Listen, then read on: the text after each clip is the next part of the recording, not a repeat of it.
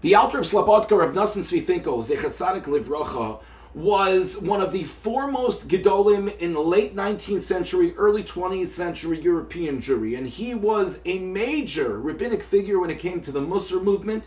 He founded the Slobodka Yeshiva and would focus with his Talmidim so often on the concept of the Gadlus Ha'adam, the greatness of man, that how we have to constantly work on ourselves and our character, the way we carry ourselves, and our relationship with HaKadosh Baruch Hu and with others, constantly refining one's midos throughout life. And he once shared a story of a time that he joined some other Rabbanim by the great philanthropist Reb Shraga Feivel Frank, Zechrona Livrach.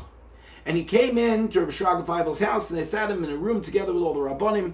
And after a couple of minutes of talking, Reb Shraga Feivel reached for a bell.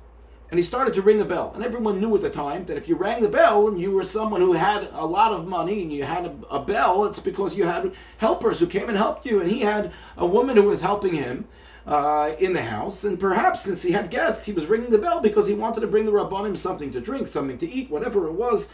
But the Rabbanim noticed that the woman didn't come. So he rang the bell again a few minutes later. And still she didn't come.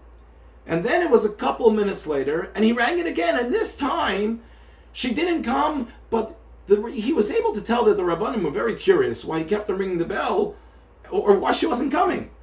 So he looked at them, noticing that they were sort of curious, and he said the following. He said, "You're wondering why I keep on ringing the bell and that she's not coming."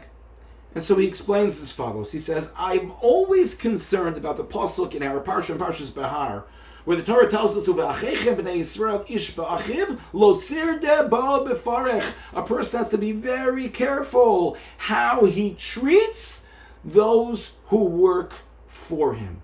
He has to make sure that he doesn't disparage them. He has to make sure that he treats them correctly in a respectable fashion." And he said, the reason why I rang the bell again and again is because if she came right away, then I would be worried that she has so much fear of me, it must mean that I'm not treating her nicely.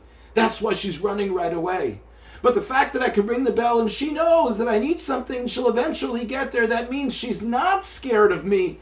That means that there's, of course, she wants to do her job. She knows that I need something and she'll get there. When she gets there, it makes me feel, reminds me that I am in fulfillment of the mitzvahs lo sa'aseh, meaning that I am not subjugating those who work for me in a negative way, that I'm treating them respectfully by virtue of the fact that I know that I can ring the bell and the person who works for me does not come right away. What a powerful lesson for us about how we need to treat people who work for us.